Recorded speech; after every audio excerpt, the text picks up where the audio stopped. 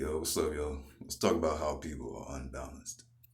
Now, usually when we talk about balance, people think work-life balance, maybe balancing their emotions, but a lot of people don't know how to balance their masculine and feminine energy.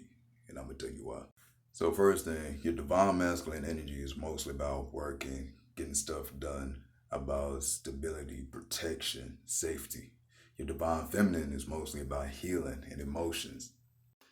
And right now, we live in a society that encourages men to neglect their feminine energy and encourages women to neglect their masculine energy. But it's starting to seem like it's flipping and it's encouraging men to completely neglect their masculine energy and encouraging women to completely neglect their feminine energy. Now, mind you, this has nothing to do with your sexual orientation. Everybody has a divine masculine and divine feminine energy, and you need them both to be balanced in order to live your optimal life. So let's say Bob grew up in the hood.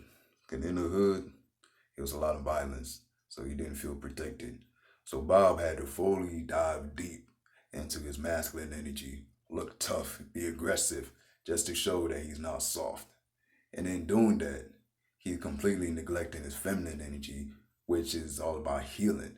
Now, Bob went through a lot of trauma, went through a lot of things, but because he's still in the hood, he doesn't feel safe going into his feminine energy because he don't want to be labeled as soft.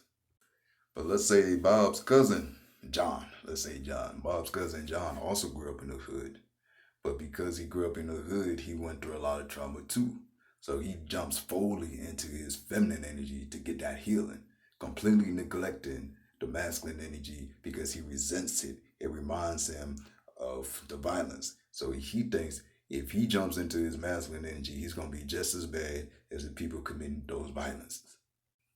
Now let's say Susie. Fuck it. Susie grew up in the hood too, where she feels threatened. She feels scared because there's a lot of violence. So she jumps fully into her masculine energy to so she feels safe, so she feels protected. And she don't want to be seen as an easy target. But then Susie's cousin, Mary, is also from the hood. And she went through a lot of shit too. She went through a lot of trauma. But she's jumped fully into her feminine energy because in her mind, masculine energy is toxic.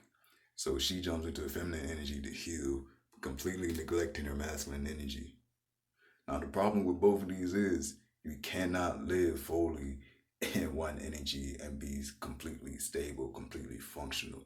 There's an imbalance there. You need a balance of both.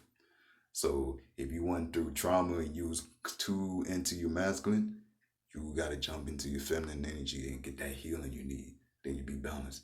If you're too into your feminine, then you gotta jump into your masculine. Stand up for yourself, heal yourself, get stuff done. So never neglect either side. Learn to balance them both. Never neglect either side. Learn to balance them both. And a lot of times people are imbalanced because of traumas they went through early on in their life, or maybe they're still going through. So if you need help overcoming those traumas, releasing those traumas, and letting it go, just hit me up. We can book a session, and hypnosis can help you. And two, if you need help balancing your energies, hit me up. We can do a session for that too. Just make sure you guys get balanced. Masculine and feminine has nothing to do with sexual orientation, but it will improve your life.